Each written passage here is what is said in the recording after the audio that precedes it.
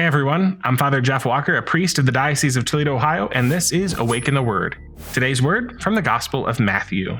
At that time, Herod, the ruler, heard reports about Jesus, and he said to his servants, "This is John the Baptist. He has been raised from the dead, and for this reason these powers are at work in him." For Herod had arrested John, bound him, and put him in prison on account of Herodias, his brother Philip's wife, because John had been telling him, "It is not lawful for you to have her." Though Herod wanted to put him to death, he feared the crowd because they regarded him as a prophet.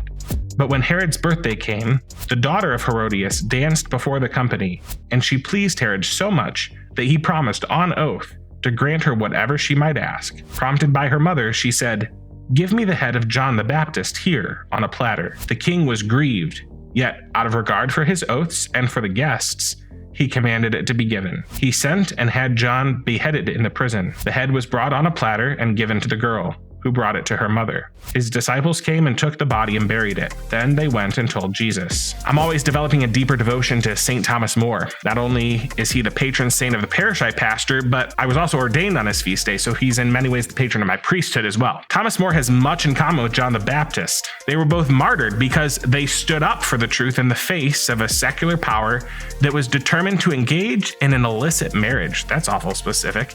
And they were both ordered dead by someone who liked them. The king's respect and affection for these men of God was overshadowed, though, by a kind of sinfulness that can only be called silly.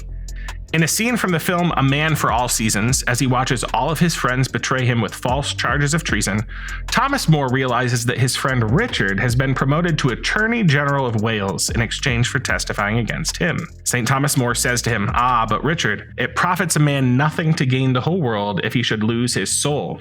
But for Wales, Richard? I thought of that line today as I read this explanation from St. Matthew of Herod's decision-making. The king was grieved by the request, yet out of regard for the promises he made and the guests, he commanded John killed. Because of the guests, Herod? What an utterly silly reason to have someone killed. Sin makes us silly, the kind of silliness that leads us to do things that make absolutely no sense. We are not immune to that kind of silliness ourselves. People commit serious sin all of the time because of what other people might say if they choose what's holy and virtuous amidst a group that expects you to sin. The desire for power and promotion, all rooted in pride, causes us also to betray our friends, or worse, betray our God. The story of Herod is a cautionary tale. We like Jesus, we know him to be holy, the Son of God. We consider him our friend and we like to hear him preach. Let us be on our guard lest we betray our Jesus because of the silliness of our sinfulness. I'm Father Jeff Walker, and this has been Awaken the Word.